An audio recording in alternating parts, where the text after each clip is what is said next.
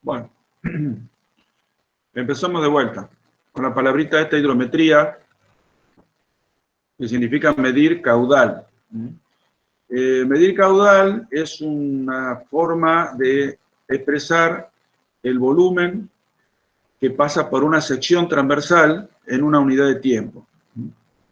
Eso se llama aforar, es decir, medir el caudal, medir el volumen de agua en una unidad de tiempo en una sección definida. Si yo tuviera un curso de agua y lo cortara con un cuchillo en una sección transversal y pudiera medir el volumen de agua que pasa por unidad de tiempo, estaría determinando un caudal.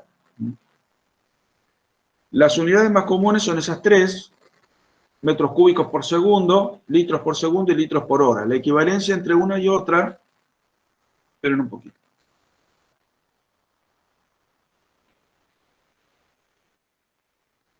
La equivalencia entre una y... ¿Me escuchan bien ahí? ¿Están viendo la pantalla? Sí, ingeniero. La equivalencia entre una y otra es la siguiente.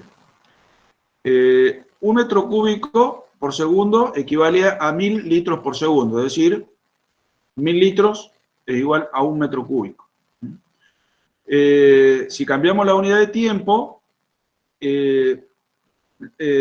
un litro segundo, para que pase a litros por hora, deberé dividirlo por 60 segundos y 60 minutos. De esa manera me va a dar litros por hora. Perdón, lo tendría que multiplicar por 60 segundos y por 60 minutos, por 3600. Ahí me daría litros por hora. ¿Cuándo voy a utilizar una u otra? Según el número, según la cantidad. Si estamos hablando de un metro cúbico por segundo, estoy hablando de 1000 litros por segundo. Y estoy hablando de 3.600.000 litros hora. Entonces, tengo que ver en qué unidad es la que me sirve para poder hacer un análisis de manera adecuada. ¿Para qué medimos caudales?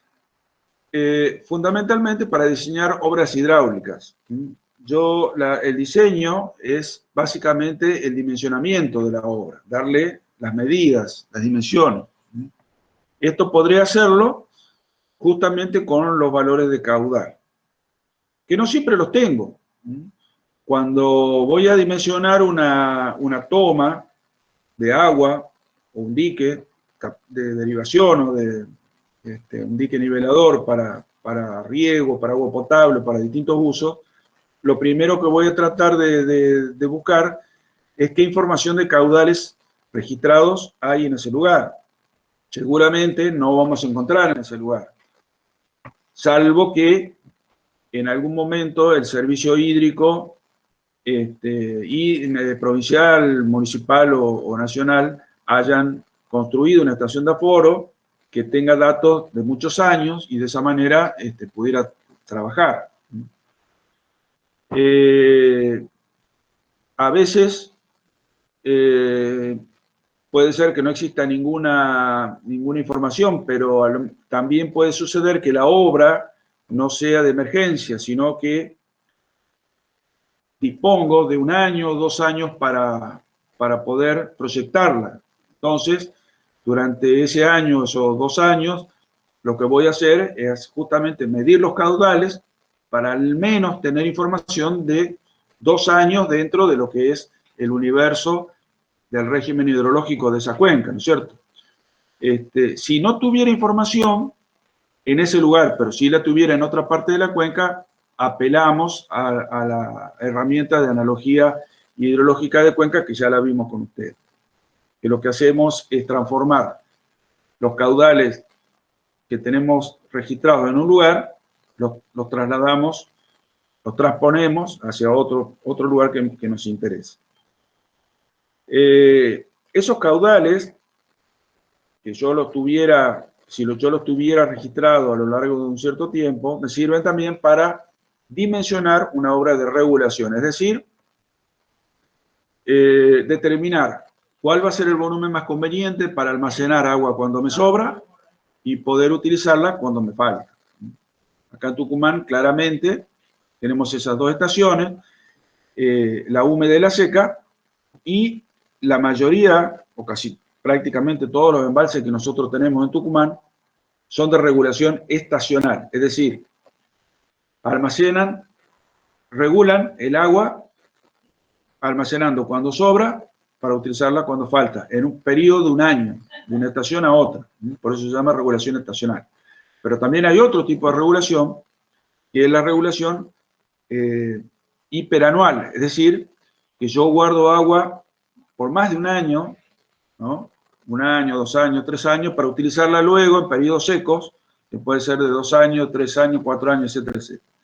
Ese, por ejemplo, es el caso de la presa de embalse del Chocón o de Cabra Corral, que estamos acá en Salta. Esa es la gran diferencia que hay con las presas nuestras, que son presas chicas relativamente. Estamos hablando de presas de menos de 300 hectómetros cúbicos. Por ejemplo, para que ustedes tengan una idea, Termas de Río Hondo, la presa de Río Hondo tiene, en este momento, no es un valor bastante menos que el original, está en el orden de los 1.400 hectómetros cúbicos.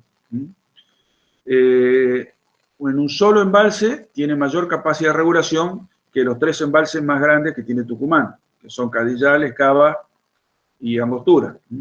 En la suma de los 3 no llegamos ni siquiera a la mitad de la capacidad que tiene Río Hondo. Así que por eso les decía hoy, cuando yo les hablaba de que son embalses pequeños, es el caso de Tucumán. Pero como son de regulación estacional, cumplen su finalidad. Así como analizamos los caudales normales, podemos decir así, también debemos hacer un análisis de los caudales decrecientes, es decir, los valores extremos. ¿Por qué? Porque esos caudales son los que nos van a dimensionar una obra robusta que permita soportar estos eventos, ya sean ordinarios o extraordinarios. Cuanto mayor longitud de registro tenga, mucho mejor, porque me va a estar incluyendo eventos extraordinarios que ocurrieron pocas veces, de poca frecuencia. A lo mejor la obra de captación que yo tengo que hacer puede ser robusta según el análisis que yo hice, pero puede suceder también que las márgenes del río agua abajo o agua arriba sean muy erosionables. Entonces deberé diseñar obras de defensa de esa obra de toma. Para ello tengo que contar con la información de caudales también. Esos caudales se van a transformar en velocidad de correntía, en velocidad erosiva, en iniciación de movimiento de sólidos, que me va luego a servir para dimensionar el desarenador o el desripiador, según sea el tamaño de sedimento que arrastre esa corriente. Bueno, entre los métodos de aforo más conocidos tenemos estos que están acá, vamos a ver la mayoría. El más clásico, digamos el más conceptual, es el aforo por orificio, el aforo volumétrico, perdón, en la cual se determina el caudal midiendo un volumen por unidad de tiempo. Un ejemplo clásico y el más sencillo es tomar el tiempo desde que abrimos una canilla y se empieza a llenar un balde, que puede ser de 10, 20 litros, y cuando termina el llenado del balde, cerramos y cronometramos el tiempo. Si hubieran pasado 10 segundos para llenar un balde de 10 litros, entonces el caudal sería 10 litros por 10 segundos, o sea, 1 litro por segundo. Si yo lo quisiera expresar en esas unidades que están ahí en metros cúbicos por segundo, el caudal sería 0,001 metros cúbicos por segundo. Pero si lo quisiera expresar en litros por hora, lo tendría que multiplicar por 3.600, entonces me daría 3.600 litros por hora, que sería una unidad mucho más adecuada para el análisis. También la determinación del caudal se puede hacer... perdón, acá le quería hacer una aclaración, que no necesariamente el aforo volumétrico puede aplicarse al caso de una canilla también. Podemos tener a lo mejor una perforación de agua subterránea con un caudal importante, pueden ser 100 metros cúbicos por hora, o 360.000 litros por hora, o 100 metros cúbicos por hora, 100.000 litros hora. De manera que yo voy a necesitar un recipiente mucho más importante para poder determinar el caudal. Entonces, vamos a suponer que vamos a llenar una pequeña represa. Entonces, bueno, mediré el tiempo en que demora llenarse esa represa. Seguramente no va a ser 1 minuto ni 2 minutos, sino que llevará algunas horas. Y dividiendo el volumen por las horas, voy a sacar los litros por hora o los metros cúbicos por hora de caudal promedio. El caudal promedio de aporte del pozo, de la perforación. Cuando son pozos chicos, perforaciones chicas, se utilizan tachos de 200 litros. Tachos de 200 litros que si bien se llenan rápido, pero en una perforación pequeña, a lo mejor en algunos minutos podemos hacer una buena determinación de caudal. La otra forma de determinar caudal, perdón, y me está faltando el otro caso que se lo voy a mencionar, lo vamos a ver más adelante. Yendo a un caso extremo, en un embalse, yo puedo utilizar este método, el aforo volumétrico, para saber cuál es el caudal promedio entrante en 24 horas. Si yo pudiera determinar el volumen que creció el embalse en 24 horas, para eso voy a tener que restar las erogaciones. Si tuviera abierto algún órgano de descarga, si estuviera cerrado no habría problema, porque determino el volumen en las últimas 24 horas en que creció el embalse y puedo saber el aporte, ¿no? Es decir, el volumen dividido las 24 horas. Ya vamos a ver, después más adelante, cómo se hace en un embalse para utilizar este aforo volumétrico y determinar el caudal de aporte. Bien, el otro método es ¿alguna pregunta tienen? ¿Alguna duda? Por el momento no. Profesor, yo tengo una duda. Usted dijo que nosotros utilizamos los caudales extremos, o sea, los máximos para dimensionar obras de gran tamaño, o sea, eso no entendí bien. ¿Por qué no tomar el promedio?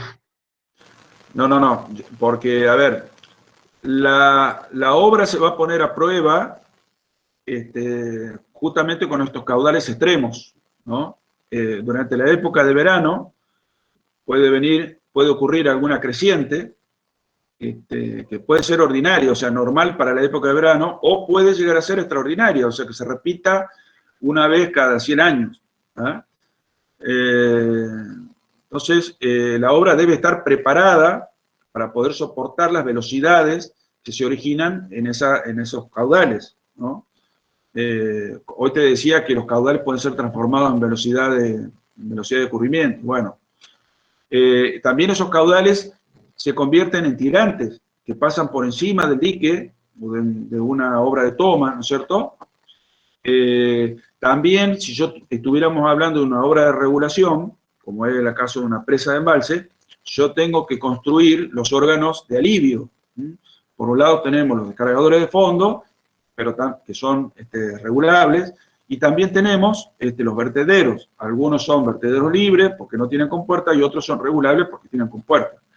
Entonces, las dimensiones de ese vertedero y de esos descargadores de fondo tienen que estar acorde de los eventos extraordinarios que se me pudieran llegar a presentar, porque si esas obras de alivio no fueran suficientes para evacuar los caudales extraordinarios, ¿qué pasa?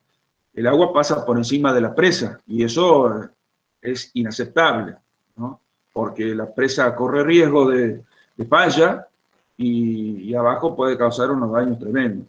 De ahí la gran importancia que tiene de disponer de información. En la medida que yo tenga más información durante el mayor periodo de tiempo, las series de registros sean más largas, mis diseños van a ser mejores y mis riesgos van a ser menores. ¿Está claro? Sí, ingeniero, gracias. Bueno, buena pregunta esa. Bien, el caso de la determinación de caudal por orificio, vamos a utilizar esa presión. Ustedes ya la deben haber visto en mecánica de fluidos. Este es un caso muy particular, es un tanque de reserva, como hay en cualquier casa, en donde voy a determinar el caudal multiplicando un coeficiente de gasto. Ustedes saben que estos coeficientes de gasto lo que expresan son las pérdidas por la embocadura en el orificio, las pérdidas por fricción en la tubería y las pérdidas localizadas en las válvulas, ¿no? Eso lo que va a hacer es que este H, que es la carga hidráulica, la diferencia entre el nivel del agua y el nivel del centro de gravedad de la sección de salida del tubo, este H que está acá,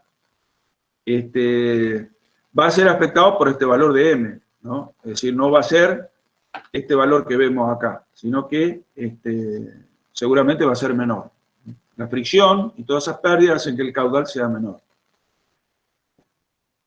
Ese coeficiente de gasto lo vamos a multiplicar por la sección S, que es la sección del círculo, pi por diámetro al cuadrado sobre 4, y por la raíz cuadrada de 2 por la velocidad de aceleración de la gravedad por el valor de H, la carga hidráulica. Entonces, de esa manera podemos saber cuál es el caudal que está saliendo acá. Si ustedes quieren hacer una prueba experimental, podrían medir, por ejemplo, el pelo de agua que hay en el tanque de agua de su casa y qué diferencia tiene con la boca de salida de la canilla. Esa sería la carga hidráulica bruta. Luego, podrían hacer una determinación de caudal con el método volumétrico. Y de esa manera, fíjense, bueno, además, medir la sección del orificio de salida de la canilla. Fíjense que de esa manera ustedes podrían saber cuál es la pérdida o el coeficiente de gasto que ustedes tienen en la red domiciliaria, ¿no?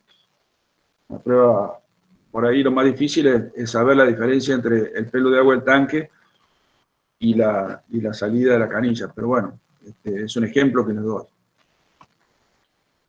Ese aforo por orificio también puede aplicarse en obras hidráulicas como las presas de embalse, como en este caso. Esta es la presa de embalse de Los Asos, que está al oeste de Amaicha, del valle. Si ustedes supieran que la diferencia de nivel entre el pelo de agua y el centro de gravedad de la salida de esta válvula, de esta tubería, podrían saber la carga hidráulica que tienen aquí. Entonces, con esa carga hidráulica, que sería el valor de H, y multiplicando por la sección de esa tubería, por el coeficiente de gasto, podríamos saber qué caudal está erogando esa presa. Obviamente que en la medida que el nivel del embalse empiece a descender, el caudal, ¿cómo va a ser?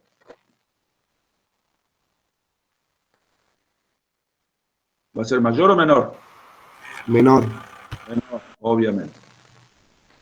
Bien.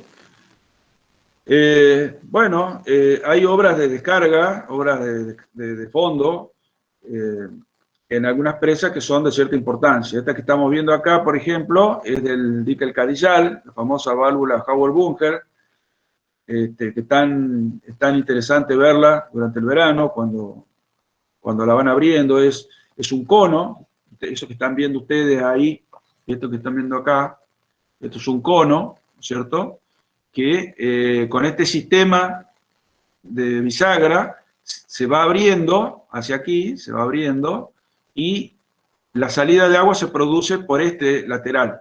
De manera que es un chorro que es hueco, es un chorro hueco, y que obviamente por la carga hidráulica que tiene, el Cadillal tiene una carga hidráulica muy importante, se producen velocidades muy altas a la salida de esta tubería, y por lo tanto alcanza distancias muy largas, ¿no? Ustedes ven ahí el chorro, qué distancias largas alcanza. Y lo importante de esta válvula es que al convertir el chorro en un chorro hueco, hace que el proceso erosivo sea mucho menor que si fuera un chorro lleno, de sección llena. Bueno, acá también podemos saber el caudal, ¿no? Con la carga hidráulica, aquí seguramente la sección de salida la vamos a determinar en función de el diámetro que tiene este cargador de fondo. La gente de Hidroeléctrica Tucumán, que es la que opera la presa El Cadellal, a través de los años ha hecho algunas mediciones y tiene hoy en día un coeficiente de gasto determinado, inclusive para distintos rangos de caudal. Bien, otro caso particular de aforo por orificio, ¿no? Son las compuertas. Esto es, lo que están viendo acá, es agua abajo de un canal, ¿no? El agua viene por aquí, es retenida por estas compuertas y se regula el caudal de salida. Seguramente aguas arriba vamos a tener un nivel a esta altura aproximadamente, ¿no? Vamos a tener una carga hidráulica y el caudal va a salir por aquí abajo. ¿Cómo determinamos el caudal, entonces, que pasa por una compuerta? Vamos a ver este ejemplo. Este sería un corte longitudinal al canal, en donde tenemos aguas arriba, un tirante. Espérenme un poquito, voy a buscar un papel.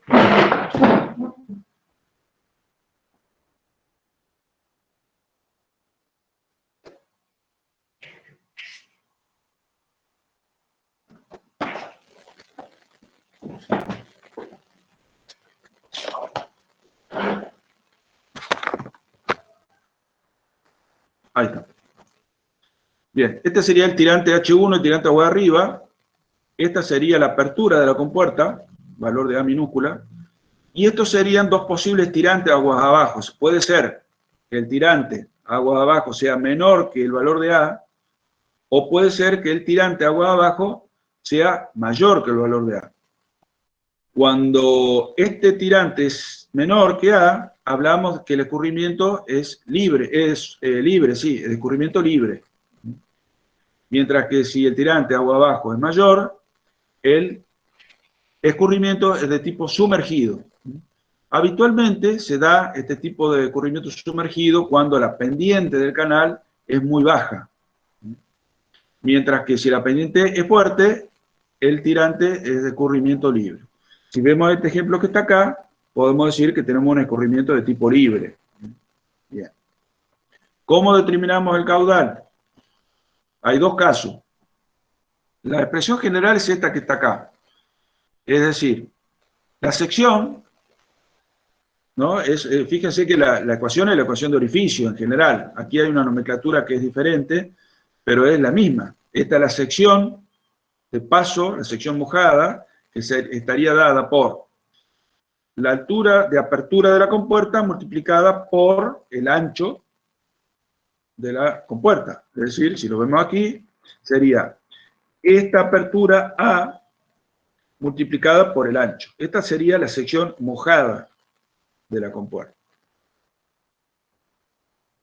La reemplazamos acá, multiplicamos por el valor de C, que en el otro caso lo habíamos llamado M, acá lo habíamos llamado S, por la raíz cuadrada de 2G por H, que es la carga hidráulica, ¿no? Acá lo hemos llamado con delta H.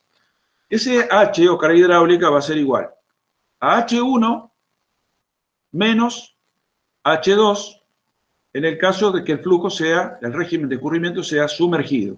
¿Cuándo sumergido? Cuando el tirante agua abajo es mayor que A. Y el delta H va a ser igual al tirante agua arriba menos la mitad de la apertura de la compuerta en el caso que el flujo sea libre. Es decir, que en este caso,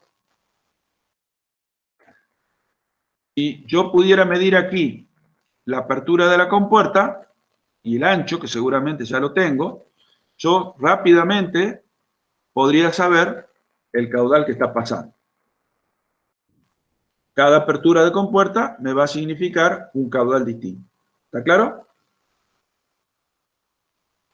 Este valor de C, para que tengan una idea, la provincia de San Juan hizo algunas determinaciones con mediciones en canales y logró determinar que está en el orden de 0,60 el valor de C, el coeficiente de gasto en el caso de compuerta. No tiene por qué ser igual en el caso de otro tipo de orificio, pero en el caso de compuerta, este valor está en el orden de 0,6. Bien, ¿alguna pregunta? ¿Alguna duda?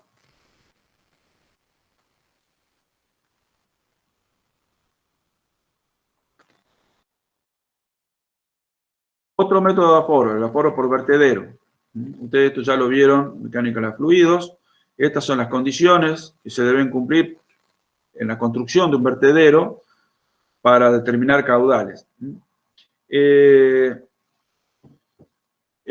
Por lo general, cuando hablamos de vertedero, uno piensa en una obra de alivio, es decir, que vierte cuando vienen las crecidas ordinarias o extraordinarias, pero el vertedero también sirve para medir caudales, ¿no? Caudales normales, caudales mínimos, caudales pequeños, y ahora vamos a ver qué tipos de vertederos hay.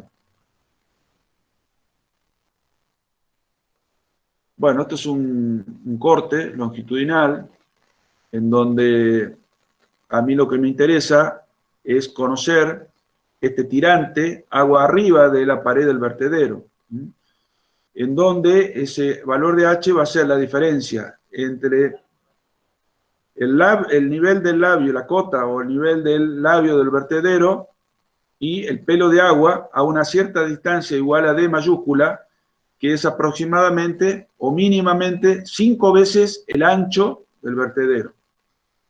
¿Por qué se debe medir el tirante que pasa por encima del vertedero a esa distancia agua arriba? Porque fíjense que por la escotadura que significa el vertedero se producen unas pérdidas que hace que ese pelo de agua vaya descendiendo, ¿no?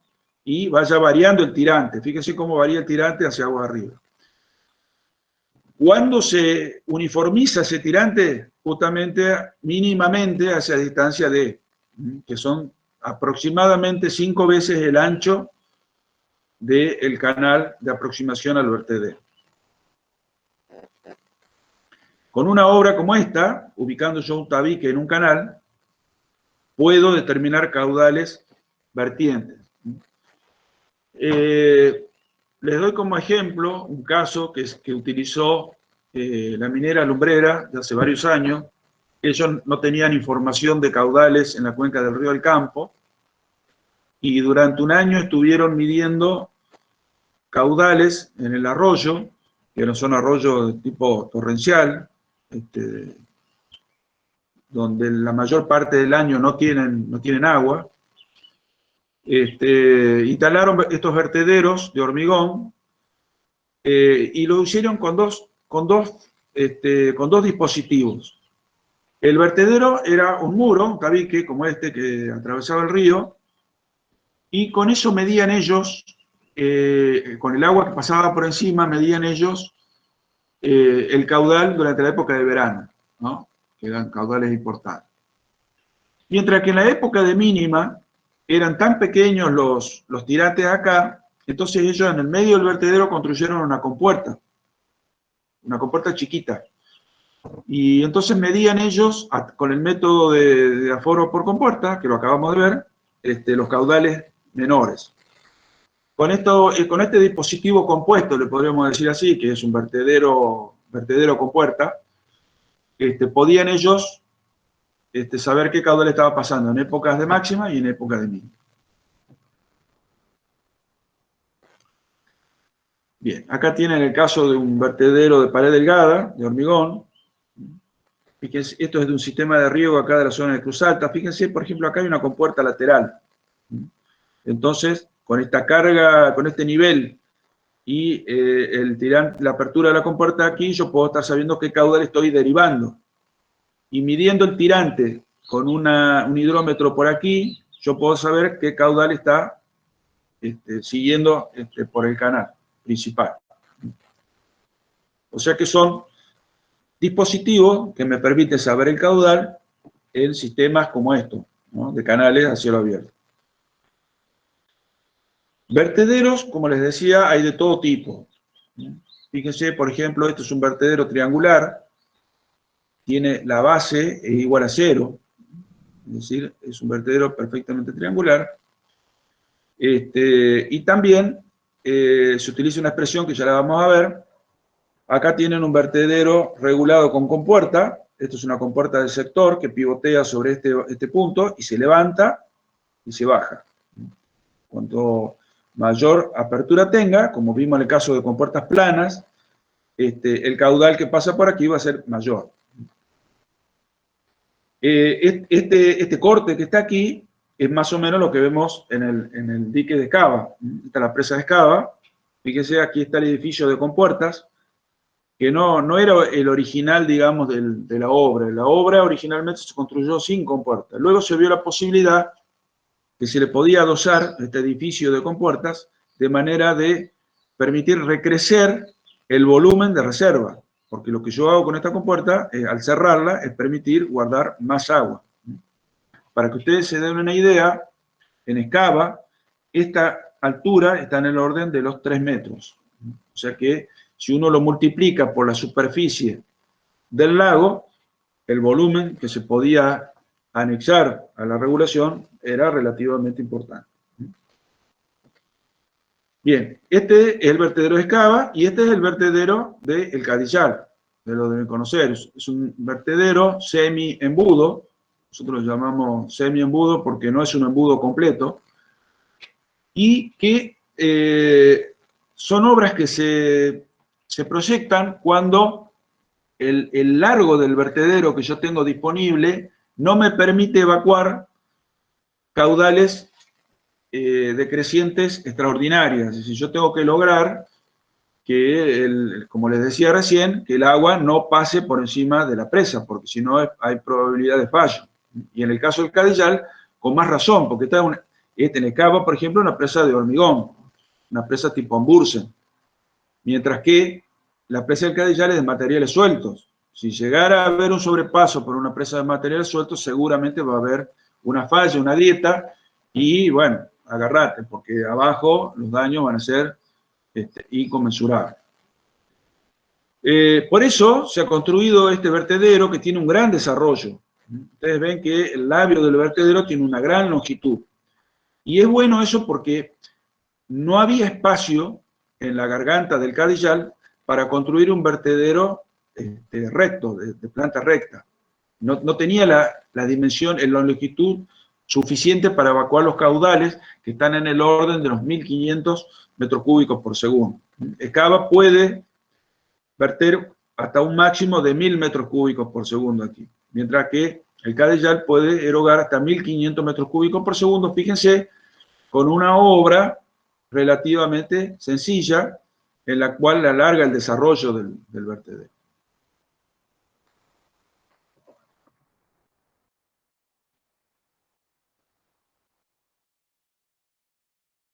Fíjense, por ejemplo, bueno, esta foto es como es de la presa que está en Córdoba, el lago San Roque, la presa del lago San Roque. Es un embudo perfecto.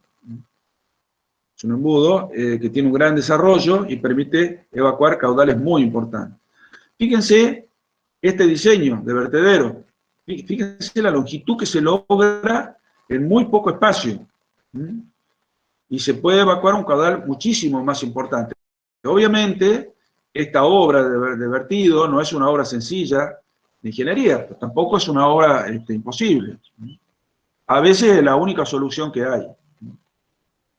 También hay que tener en cuenta que ante la avenida extraordinaria de a lo mejor de 5.000 años de recurrencia, así que se da muy pocas veces, estos embudos o estos tipos de flores, de embudo flor, pueden ahogarse, es decir, pueden llegar a completarse toda su sección y trabajar ahogados, con lo cual el caudal de salida va a ser mucho menor.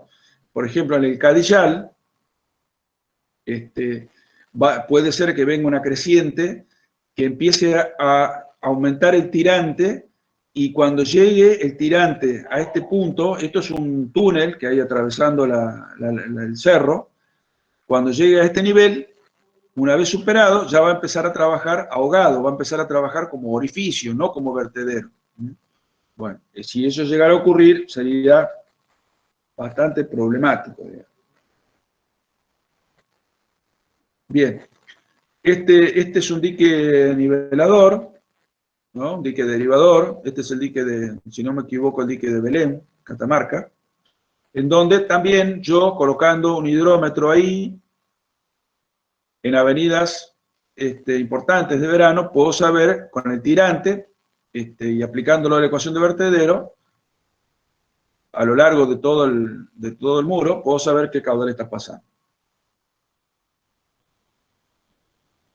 El vertedero triangular, que es ideado por Thomson, como lo vimos en la foto hoy, con esta expresión, sabiendo yo el tirante, agua arriba, valor de H, puedo saber el caudal que está pasando. El vertedero rectangular ideado por Francis, ya voy a requerir la dimensión de la longitud del vertedero. Multiplicado por el tirante medio agua arriba, voy a poder saber el caudal. Y el vertedero trapecial, que fue ideado por Chipoletti, requiere un valor de coeficiente de gasto, que fíjense aquí ya estaba determinado, que es 1,37, acá 1,84, pero Chipoletti lo calculó para distintos tirantes, o sea, entre 10 centímetros y 50 centímetros, el coeficiente de gasto era 1. Entre 10 centímetros, entre 50 centímetros y hasta 1 metro, es 0,41. Acá está mal, esto sería 0,50. Y entre 1 metro hasta 2 metros, el coeficiente de gasto cambia. Entonces, lo reemplazo aquí, multiplico por el valor de la base del trapecio, porque esto es un vertedero trapecial, y por el tirante del hidrómetro agua arriba.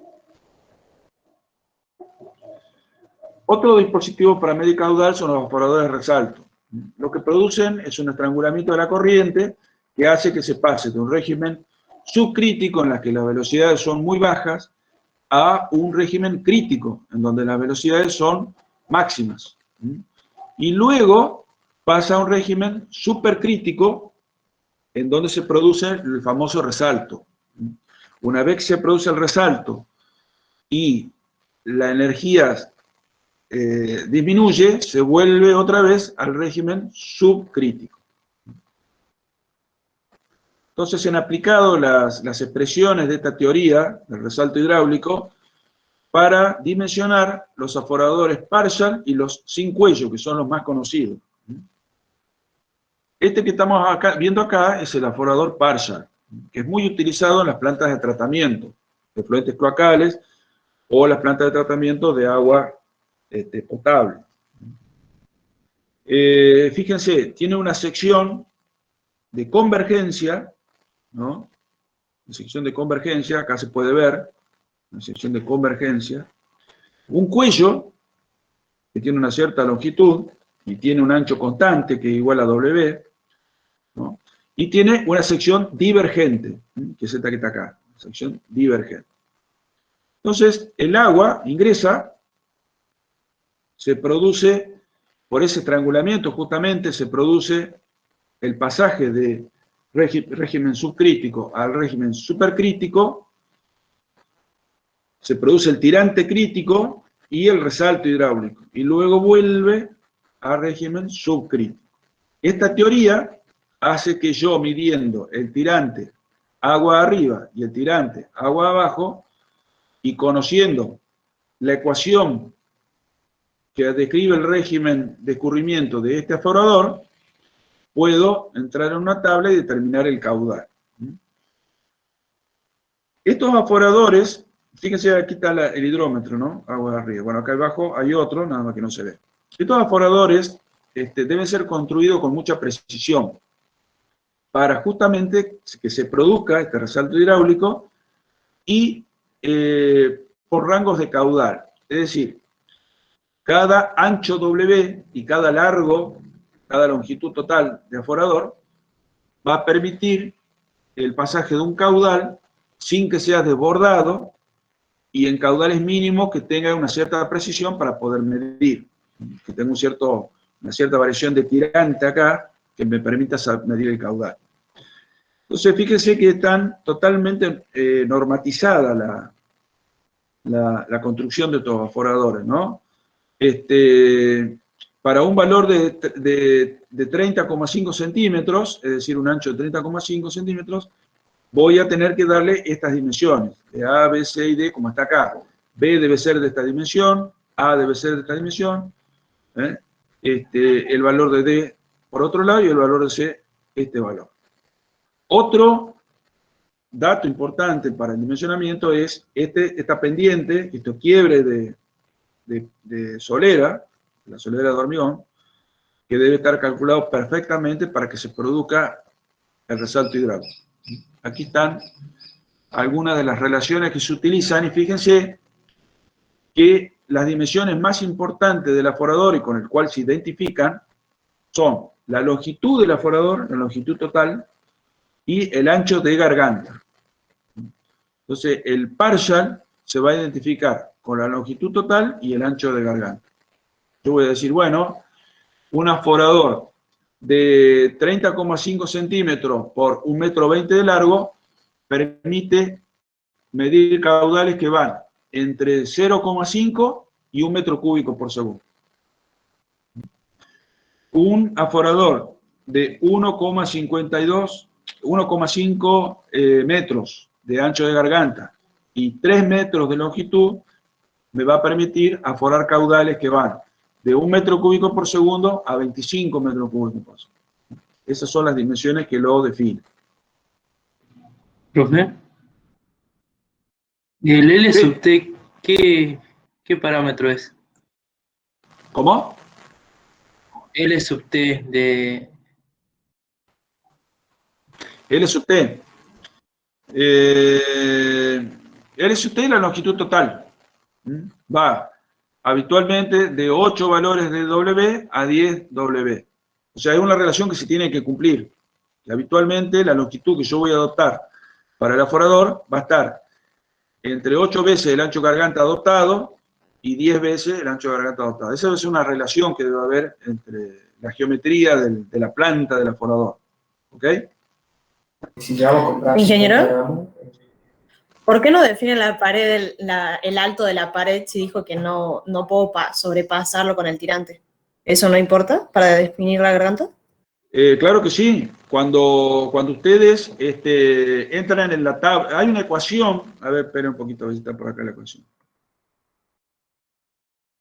No está acá la ecuación. Bueno, la ecuación es básicamente caudal en función de tirante, ¿no?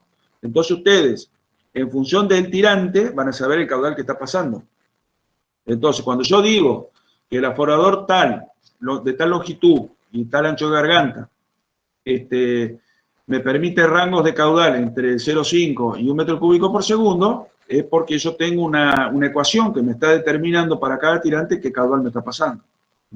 Entonces, de ahí yo voy a saber cuál es la altura que yo, obviamente, si para 1 metro cúbico por segundo tengo 2 metros de tirante, le voy a tener que dar una revancha, ¿no? Eso es parte del diseño. De ahí voy a hacer el diseño para que no sea rebasado si llegara a ocurrir un caudal de 1 metro cúbico por segundo. ¿Está claro? Sí, gracias. Acá no está la expresión, pero bueno, es Q en función de tirante. Esa es la expresión. Los demás son parámetros que son propios, los valores son propios de cada aforador. Me estaría faltando si agregar en alguna diapositiva aquí. Incluso hay una curva que relaciona H con Q, una curva de HQ. Bueno, este es otro ejemplo de aforador partial.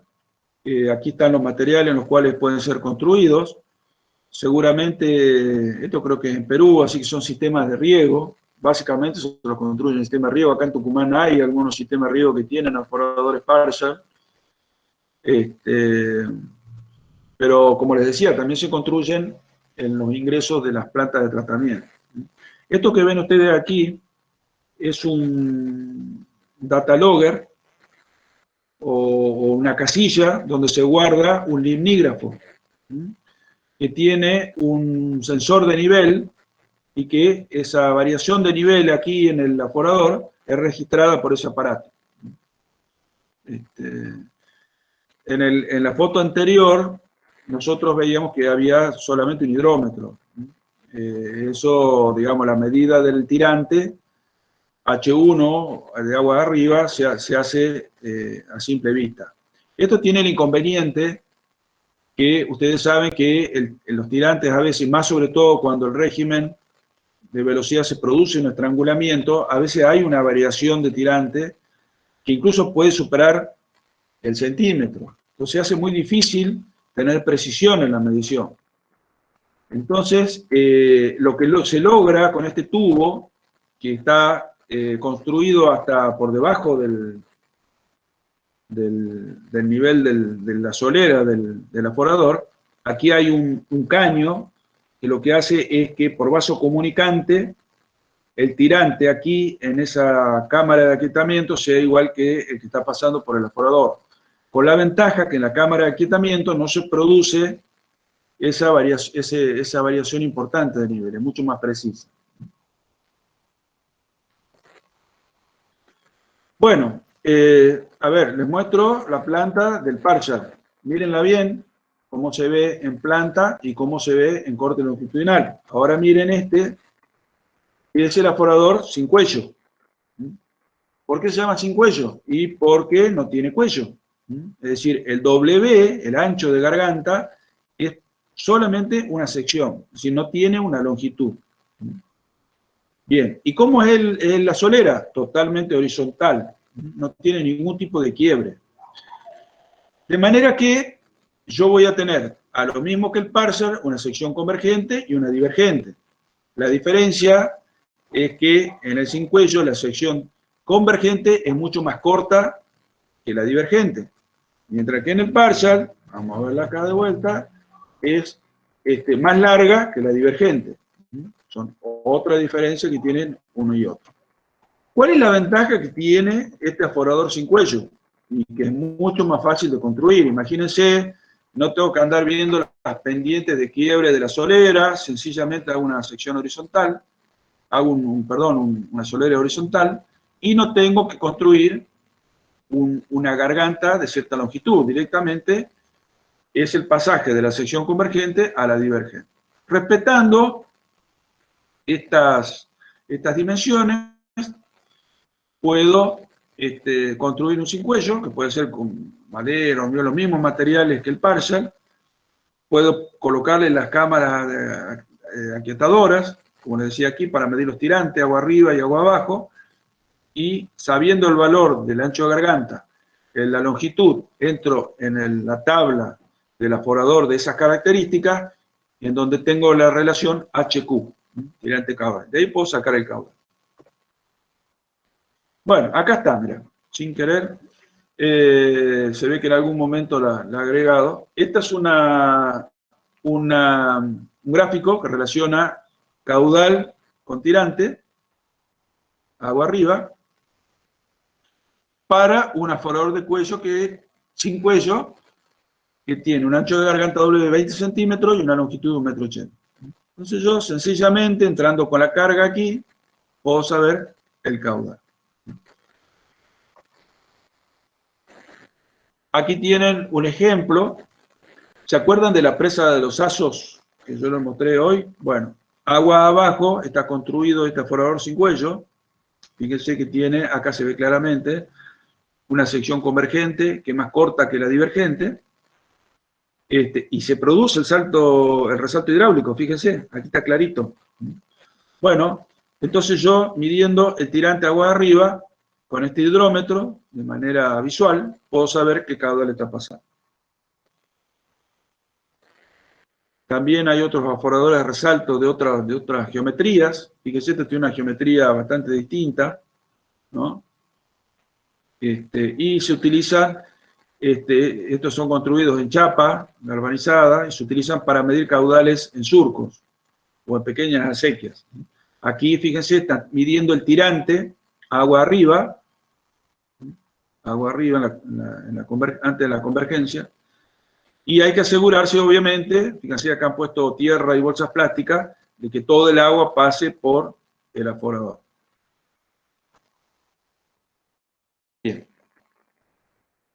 Bueno, hasta acá, estos son dispositivos.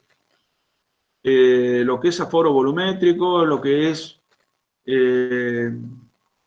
aforo por vertedero, por orificio, por aforador de resalto, son todos dispositivos que se utilizan para medir el caudal. Además de esto, tenemos dos métodos para calcular el caudal en cauce.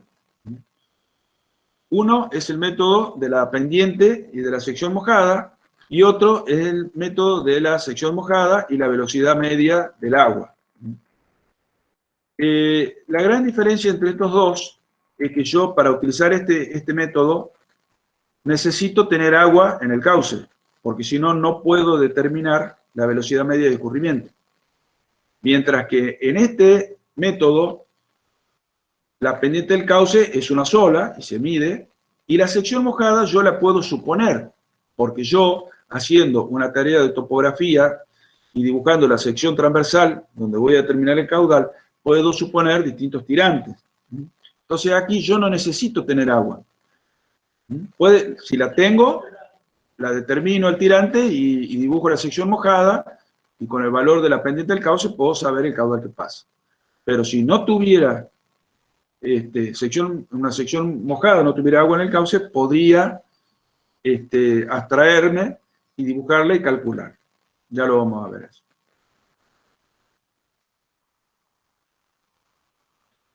Para ello vamos a utilizar la expresión de continuidad, la ecuación de continuidad, caudal es igual a velocidad de escurrimiento por la sección mojada. Donde la velocidad, según Chessy, ustedes la ven ahí, ya lo vieron en mecánica fluidos, es igual a un coeficiente de gasto, un coeficiente de rugosidad, perdón, el coeficiente de Chessy, multiplicado por la raíz cuadrada de radio hidráulico por la pendiente. Esta pendiente es la del perfil hidrodinámico del tirante de agua, del pelo de agua, que obviamente es casi muy difícil de medir, por lo cual asumimos que tenemos un régimen uniforme y que la pendiente del lecho del cauce es igual a la pendiente del pelo de agua. Entonces yo midiendo la pendiente del cauce en un cierto tramo, puedo saber, puedo utilizar esta expresión, ¿no? El radio hidráulico, ustedes ya saben, es área sobre perímetro mojado, o sea que tengo que medir el perímetro mojado de la sección. Si yo reemplazara el valor de C de Chessy por 1 sobre N por el radio hidráulico a la 1/6, voy a tener la expresión de Manning, que ustedes también ya la conocen, en donde la velocidad de escurrimiento es igual a 1 sobre el coeficiente de rugosidad de Manning por el radio hidráulico a la 2/3 por la pendiente del cauce a la 1/2, o sea, la raíz cuadrada. Este valor de N puede ser determinado en base a tablas. Yo voy a tener, si esta es mi sección transversal, voy a tener seguramente una rugosidad de cauce aquí que va a impactar en el valor de la velocidad. En la medida que ese valor de N de rugosidad sea mayor, la velocidad va a ser menor. Eso se puede ver ahí en la ecuación, ¿no? Y el valor de N, la rugosidad va a ser mayor en la medida que tengamos rodados de mayor diámetro, que tengamos vegetación, que tengamos troncos, que tengamos elementos que obstaculicen el normal escurrimiento del agua, y de esa manera la velocidad va a ir disminuyendo. Si yo tuviera un canal de hormigón revestido, obviamente el coeficiente de rugosidad estará en el orden de 0,03 o 0,02, y los caudales serían sería mucho más importante. Permite justamente por tener menor rugosidad, tener una mayor capacidad de conducción. Bien. ¿Cómo determinamos la sección? Porque ustedes han visto acá que esto es velocidad, que esto que está aquí, por la sección mojada. Cuando yo hablo de sección mojada, es aquella sección que tiene agua. Sería esta sección. Lo puedo hacer por métodos de taquimetría, topografía. Voy a poner una estación total aquí o un nivel de anteojo y voy a medir la progresiva de este punto y su nivel. Voy a medir la progresiva acumulada de esta vertical, ¿no? Y su nivel. La progresiva de este punto, la progresiva acumulada y su nivel, y así sucesivamente. De manera que luego pueda yo dibujar esta sección transversal y determinar, ¿qué cosa? La sección mojada. Para ello voy a dividir en figuras geométricas conocidas y determinar el área. Por ejemplo, acá tengo un rectángulo, acá tengo otro, aquí tengo otro, y acá seguramente, como en este caso de acá, voy a tener un triángulo y otro triángulo. Podrías asimilar esto a un triángulo y saber, lo mismo pasa acá, esto podría asimilarlo yo a un triángulo y conocer la sección. Sumándolas todas, tengo la sección mojada. Me está faltando la velocidad. La velocidad es igual al radio hidráulico por 2/3, es decir, como tengo yo dibujada la sección, puedo determinar el perímetro mojado, que es este, y dividiendo el área por el perímetro mojado, puedo saber el radio hidráulico. El valor de n dijimos que lo obtenemos de tablas. Hay un libro, que es el libro de hidráulica de canales de French, que es el autor, que en vez de tener tablas para adoptar un valor de coeficiente de rugosidad, tiene fotos de distintos cauces con distintas rugosidades. Entonces, hay una foto, por ejemplo, de un cauce que tiene márgenes de roca, y pone un n, propone un n para ese tipo de sección. Muestra un cauce con rocas, pero con vegetación, y propone otro valor de n. Porque, ¿cuál es el problema de las tablas, de los cuadros? Que a veces la descripción escrita que hace de la situación, de las márgenes, no es muy precisa. Entonces, a veces es mejor ver una foto y compararlo con nuestra situación, para poder adaptar mejor un valor de n.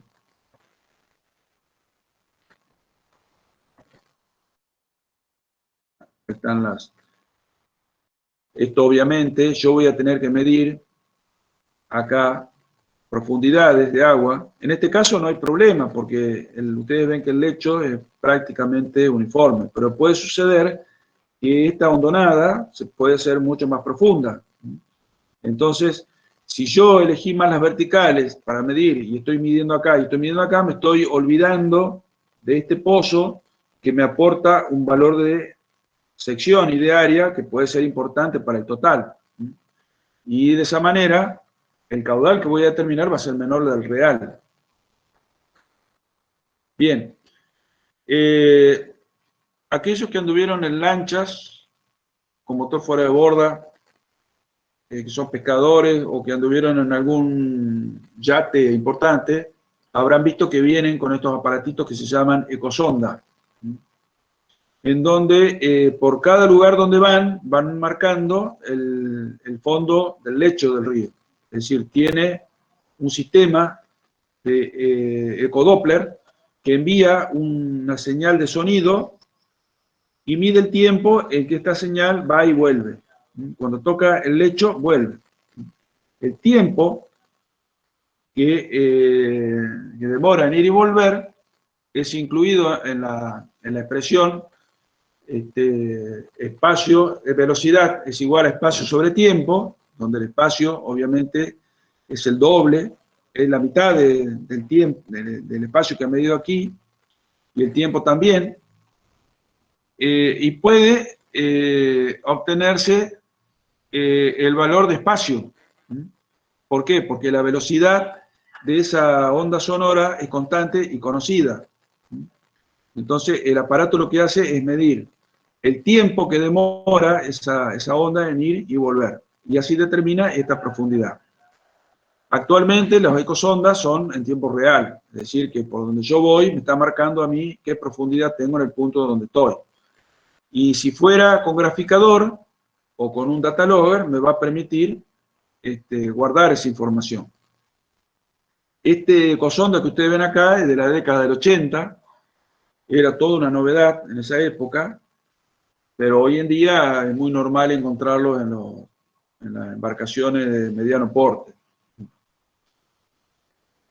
De manera que, si yo tuviera una lancha o una canoa con una ecosonda, largo de aquí y voy midiendo a lo largo de la sección y me va determinando perfectamente esta sección transversal, lo cual obviamente es mucho más fácil. Imagínense en un cauce como los que tenemos nosotros acá en el norte, estos anchos a lo mejor son de qué sé yo, 100 metros, 50 metros, pero en el litoral, los grandes ríos de llanura, a veces estos anchos son de 1 kilómetro. Entonces, esa tarea de medir esta sección transversal, si no fuera con ecosondas, se hace imposible.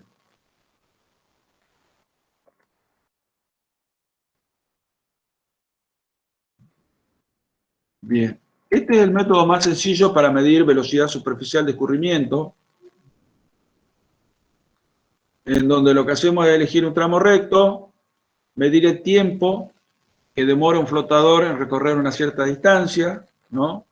Utilizando la misma expresión de velocidad igual a espacio sobre tiempo. Yo estoy midiendo el tiempo en que demora ese flotador en recorrer el tramo. Voy a determinar la velocidad promedio superficial. La velocidad superficial. Velocidad es igual a espacio sobre tiempo. Mido el espacio porque es una cancha de flotadores, que les llamo yo. Yo la determino en la margen del río, es decir, dónde empieza y dónde termina, y mido el tiempo que un flotador demora en ir desde un punto hacia el otro. Esos flotadores pueden ser superficiales, pueden ser compuestos o pueden ser de varilla integradora o de profundidad. Vamos a ver un ejemplo ahora, unos gráficos. Aquí está la expresión general, velocidad superficial, en el caso que utilice un flotador de superficie. Lo que me mide es supóngase un corcho. Yo arrojo un corcho al agua, lo que me está midiendo es la velocidad de superficie. Esa velocidad no es la misma en profundidad, ¿no? Por eso yo le hago la diferencia y le llamo velocidad superficial. Es igual a la longitud de la cancha de flotadores o del tramo que yo escogí para medir y el tiempo que demoró el flotador en ir de un punto al otro. Pero yo puedo utilizar flotadores compuestos, como estos, que son una boya que tienen un alambre y un contrapeso, ¿no? Entonces, la velocidad de escurrimiento va a ser la composición de la velocidad superficial y de la velocidad a esta profundidad. Mientras que si yo tengo una barra de esas huecas, son los flotadores de varilla, la velocidad que me va a medir es una velocidad integrada de toda esta profundidad. Obviamente, este tipo de flotador se puede utilizar en ríos de llanura, donde no haya obstáculos. Imagínense que esto acá, en la zona norte, donde los cauces torrentosos, es imposible de utilizar. Bueno, aquí tienen una cancha de flotadores. Este es un cauce en donde yo establecí el inicio del movimiento del flotador y aquí el final. Conozco esta longitud. Por lo general, estas longitudes son mayores de 25 metros para que la velocidad que se mida aquí sea una velocidad bastante homogénea, que el flotador alcance una velocidad que sea representativa de todo el tramo. Por eso, mínimamente se establecen 25 metros de cancha de flotador. Bueno, voy a medir el tiempo que demora el flotador en recorrer esta distancia. Eso va a ser la velocidad superficial. Si yo multiplico esa velocidad superficial por esta sección mojada, ¿qué voy a obtener?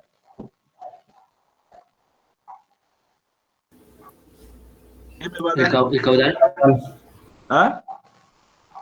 Caudal. El caudal, exactamente. A través de la ecuación de continuidad. Velocidad por sección mojada. Bueno, a esa velocidad superficial le tengo que hacer yo una corrección. Para eso voy a utilizar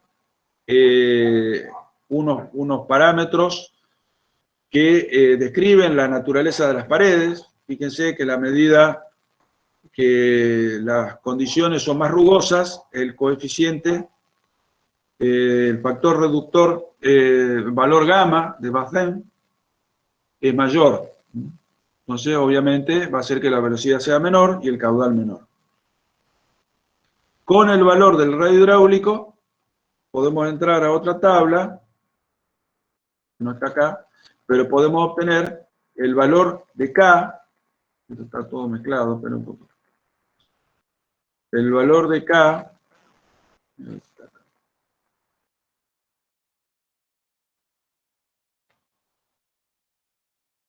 está acá. El valor de K que me relaciona la velocidad superficial con la velocidad de toda la sección mojada. Entonces, la velocidad de toda la sección mojada va a ser igual a un valor K multiplicado por la velocidad superficial que me dio el flotador. Ese valor K está en función de esto que vimos acá, del radio hidráulico y de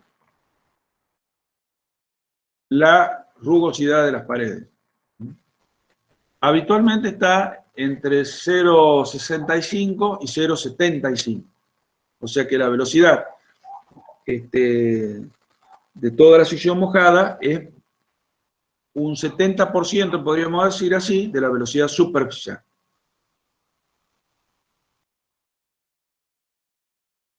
Bueno, hoy les hablaba del flotador compuesto.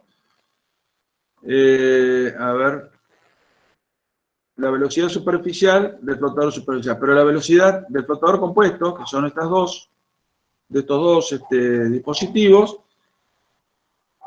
la velocidad corresponde a esta expresión. La velocidad superficial más la velocidad a una cierta profundidad, donde está el contrapeso, dividido 2. Es decir, es el promedio de las dos velocidades, lo cual es mucho más preciso que una velocidad superficial. Bien. Ya vimos cómo se determina la sección mojada. Ya, ahora vamos a ver cómo se distribuye la velocidad en profundidad.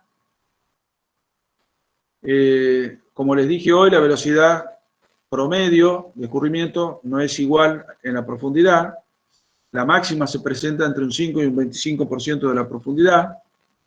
Y la media aproximadamente a 0,6 de la profundidad. Siempre midiendo desde el pelo de agua. Este es un ejemplo del perfil de velocidades en profundidad. Aquí tengo el lecho y aquí tengo la velocidad superficial. La máxima dijimos que se presenta a 0,25 de la profundidad total, medido desde el pelo de agua. Aquí estamos a un 25% de la profundidad total. Ahí se producen habitualmente en un cauce recto, con distribución homogénea de velocidades, el valor máximo. La velocidad media, dijimos que está a 0,6 de la profundidad, medida siempre del pelo de agua. Y tenemos, a su vez, una velocidad de fondo que puede llegar a ser 0 si la rugosidad es muy alta. Fíjense los casos que se pueden presentar. Aquí hay distintos ejemplos.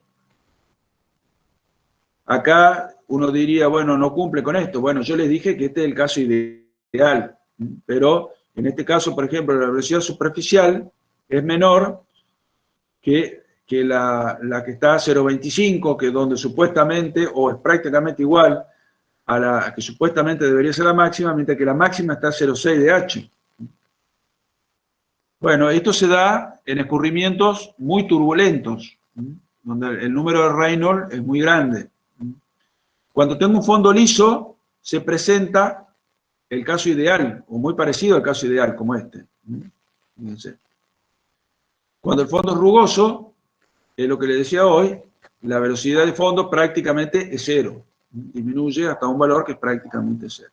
Y así hay otros ejemplos acá, puede dar de diferentes maneras. Esto que vemos acá es la distribución de velocidades, pero en la sección transversal, en donde las máximas se concentran en el centro del cauce, a esa profundidad de 0,25 de H, y van disminuyendo concéntricamente. De manera que, en la medida que nos acercamos a las márgenes, las velocidades van a ser las mínimas. Velocidades van a ser las mínimas. Esta velocidad máxima que está dentro acá de este círculo concéntrico puede estar aquí en el centro o puede estar en una margen o en otra. Y eso va a depender si estamos en un tramo recto, si estamos en una curva hacia la derecha, en donde esta velocidad máxima se va a trasladar hacia aquí, o si la curva es a la izquierda, este centro de máxima velocidad se va a correr para aquí. Es muy importante poder disponer de esta distribución de velocidades cuando tenemos que dimensionar obras de defensa de márgenes. Yo tengo que estar sabiendo cómo es la distribución de velocidades en la cercanía de la obra de defensa. O, si no fuera una obra de defensa, a lo mejor una obra de puerto, si yo voy a hacer un muelle o un puerto aquí, tengo que saber cómo es la distribución de velocidades para el dimensionamiento de las estructuras. También es importante, y eso para ustedes como ingenieros civiles va a ser muy frecuente, cuando les toque proyectar un puente de una ruta, ustedes se van a encontrar con que tienen que instalar el puente aquí y van a pilotar, ¿no es cierto?, a través de la sección, y van a tener que conocer ante un caudal extremo cómo es la distribución de velocidades cuando se presenta un caudal extremo. Entonces, en función de eso va a ser el diseño de los pilotes. Y van a poder determinar cuál va a ser la profundidad máxima de socavación que van a tener en la sección del puente. Fíjense la importancia que tiene conocer el caudal, porque desde que yo conozco el caudal de un evento de crecida, puedo saber todo lo demás. Puedo transformar ese caudal en tirante, puedo transformar ese caudal en velocidad y saber cuál va a ser mi perfil de socavación final.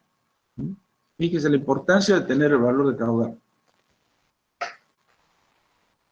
La pregunta que ninguno me hizo es, ¿qué caudal adopto para un puente? Bueno, ya vamos a ver, ustedes no sé si han visto con el ingeniero Lazarte el concepto de recurrencia. Es el tiempo en promedio que pasa entre que un evento, hasta que un evento, ya sea un caudal decreciente, puede ser igualado o superado. Entonces, si decimos que un caudal tiene una recurrencia de 100 años, estamos diciendo que ese caudal puede ser igualado o superado en promedio cada 100 años. Si decimos que la recurrencia es de 1000 años, es un caudal que muy pocas veces va a ser igualado o superado, o sea, muy poco frecuente. Pero también, si uno hace un análisis de la estadística, se preguntará, bueno, si decimos que en promedio cada 100 años ese caudal es igualado o superado, pero ¿desde cuándo empiezo a contar? ¿Cuándo fue el año cero?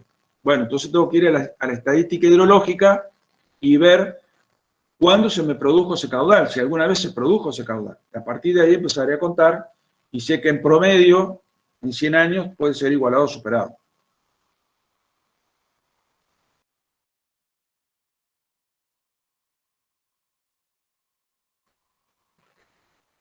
Bien. ¿Alguna pregunta hasta acá? ¿Alguna duda?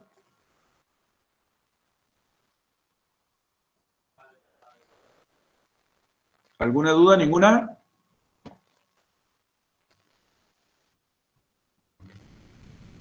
Bueno, vamos a pasar ahora al método de la sección mojada y velocidad media. ¿Recuerdan ustedes que en el método anterior de la pendiente decíamos que no necesitábamos tener una sección mojada? Aquí sí, porque yo para determinar la velocidad media, ya lo hicimos con el flotador, ¿no es cierto? Yo necesitaba tener agua para poder tirar el flotador y medir la velocidad. Con el molinete hidráulico pasa lo mismo. El molinete hidráulico es un aparato que tiene estas características. A ver si podemos... Ahí está. Es una barra que tiene una hélice montada sobre un eje que gira. Esta hélice gira justamente por la velocidad de escurrimiento. Le da un sentido giratorio. Ese giro es contabilizado a través de estos cables y pulsos eléctricos como revoluciones, es decir, se cuentan las revoluciones que da esta hélice en un intervalo, cada intervalo de tiempo. Si ustedes se ponen a abstraer la situación, es algo parecido a una velocidad, ¿cierto? Una cantidad de revoluciones por unidad de tiempo, uno podría decir que es como una velocidad. Para poder yo convertir esas revoluciones por unidad de tiempo en una velocidad de escurrimiento, voy a tener que apelar a esta ecuación, que es una ecuación que me la da el fabricante del molinete. Él me dice qué valor tiene A y qué valor tiene B. Son parámetros propios del fabricante. Si yo reemplazo aquí en esta expresión los números de revoluciones por unidad de tiempo, voy a obtener la velocidad de escorrentía, la velocidad de escurrimiento del agua. Fíjense qué sencillo. Entonces yo voy a instalar el molinete a una cierta profundidad desde el pelo de agua y voy a saber en esa profundidad qué velocidad tengo. Es la velocidad puntual en esa vertical y en esa profundidad de agua. Este molinete yo luego lo puedo correr hacia abajo, ponerlo más abajo y medir la velocidad a otra profundidad. De manera que yo pueda dibujar lo que vimos hasta ahora, que es el perfil de velocidades en esta vertical. ¿Cómo es el perfil de velocidad? Aquí tienen un ejemplo, es un molinete, es un micromolinete. Tienen hélices más pequeñas, hélices más grandes.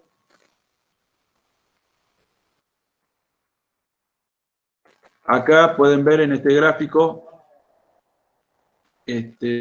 cómo el operador introduce la barra y el molinete y tiene el lector de revoluciones por minuto.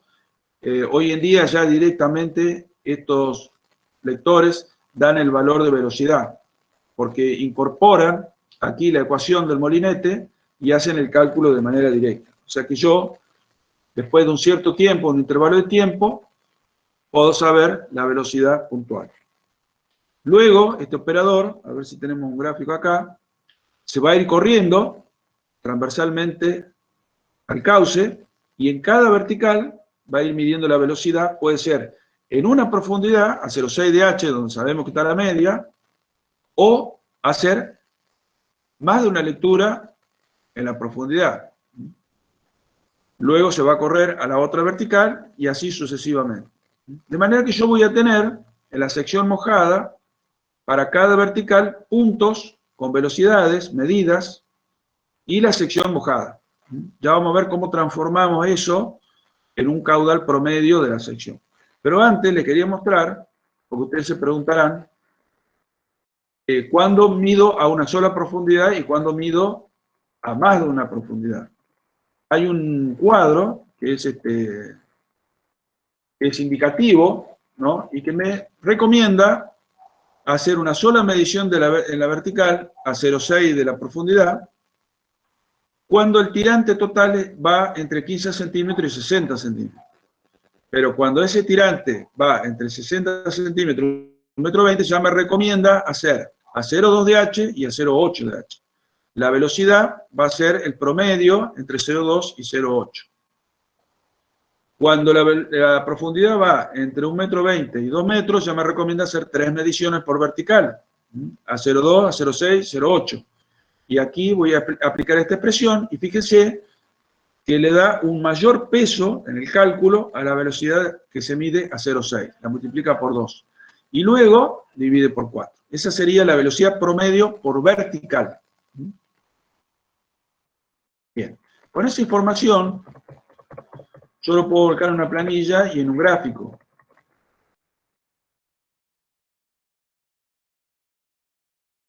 En una planilla como esta, en donde voy a poner primero de qué río se trata, cuál es la estación, cómo se llama, si no tengo el nombre, le pondré las coordenadas, la fecha en que se realiza la medición, el nombre del observador, cuál es el aparato que se utiliza, y acá fíjense qué importante es la ecuación del molinete.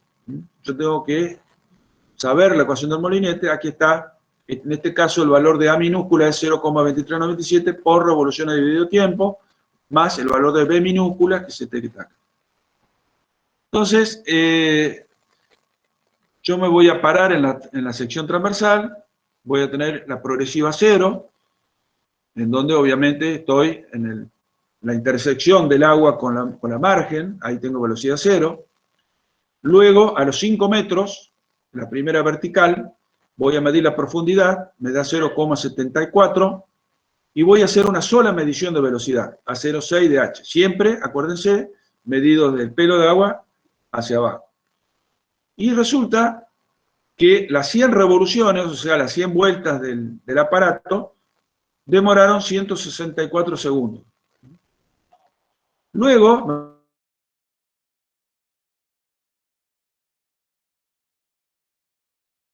tiene una profundidad de 0,95, hago una sola medición a 0,6 de h y las 100 revoluciones me demoran 161 segundos. La pregunta que yo le hago, ¿en cuál progresiva tengo mayor velocidad puntual?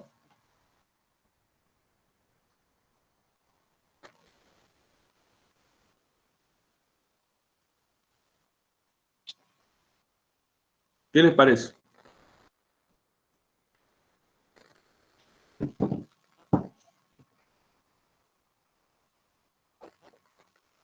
¿Hola?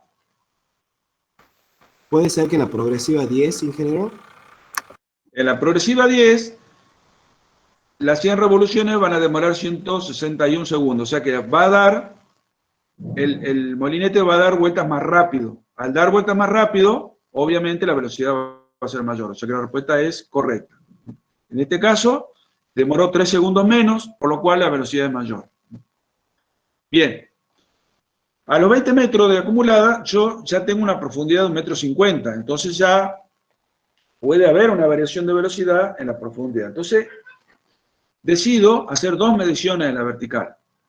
Yo sé que luego la voy a integrar haciendo el promedio, pero tengo que hacer la determinación puntual. Entonces, para 100 revoluciones, a 0,2 de h me da 171 segundos, y a 0,8 me da 142 segundos.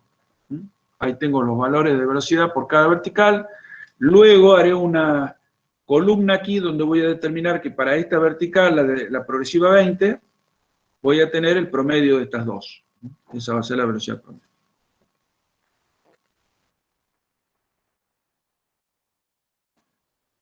Vamos a ver un gráfico. Quiero que veamos un gráfico acá. Ahí está. Bueno, yo tengo, entonces esta es la sección transversal. Aquí están las verticales donde yo medí, ¿no? Acuérdense, en esta primera habíamos hecho una sola medición, aquí a 0,6 de h. Ya en la segunda, fíjense, por esta profundidad, tendríamos que haber hecho 2 mediciones, luego sacamos el promedio, lo mismo acá, y aquí a lo mejor es una sola medición. Yo podría, si quisiera, en cada vertical, poner los valores de velocidad y hacer este gráfico de los perfiles de velocidad. Por ejemplo, este perfil podría ser este, porque yo tengo 2 valores, tengo a 0,2 y a 0,8. Entonces, uniendo los puntos, puedo hacer aproximadamente el perfil de la velocidad. Pero no es lo que me interesa. Yo lo que quiero mostrarle es cómo aquí nosotros vamos a tener una velocidad promedio, en esta otra, en esta otra y en esta otra. Lo que me está faltando a mí para determinar el caudal es asociar esas velocidades a la superficie. Acuérdense que el caudal es velocidad por superficie. Entonces yo voy a hacer lo siguiente. Voy a promediar estas dos velocidades, la de la vertical 1 y la de la vertical 2, y la voy a multiplicar por el área incluida entre estas dos verticales. Ese producto a mí me va a dar el caudal pasante por este espacio, por esta sección, parcial. Si hago lo mismo en este caso, voy a obtener el caudal 2, aquí voy a obtener el caudal parcial 3, y en los casos de las márgenes, voy a promediar la velocidad promedio de la vertical 1 con 0, porque yo sé que en la intersección del pelo de agua con la margen es igual a 0. Entonces, aquí la velocidad será la mitad de la velocidad promedio 1, ¿cierto? O sea, la velocidad promedio 1 más 0 dividido 2, multiplicado por esta superficie. Lo mismo voy a hacer acá. Por eso, este método se llama el de las sumas parciales, porque yo luego que determino los caudales parciales, los voy a sumar y voy a determinar el caudal total en la sección transversal. Por eso se llama método de la superficie de las sumas parciales. Bien, ¿hasta acá alguna duda? ¿Alguna pregunta? Si lo quieren masticar un poco hasta el jueves, vean si quieren la presentación, vean el apunte, tienen dudas, vayan a los libros que les recomendamos de la bibliografía, sáquense las dudas, así podemos avanzar el jueves en lo que falta de este tema, que la verdad que es bastante todavía, para que podamos avanzar sobre algo ya entendido. De todos modos, ustedes saben que los ayudantes están para consulta.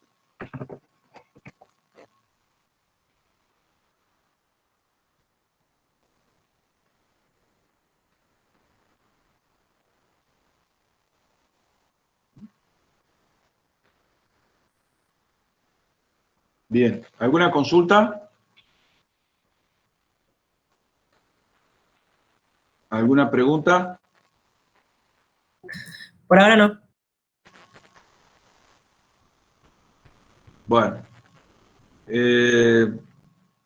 nos veríamos el jueves, en principio a las 16, en principio a las 17. Yo creo que en 2 horas vamos a poder terminar el tema y comenzar con la aplicación práctica. Así que, bueno, nos estamos viendo el jueves si Dios quiere.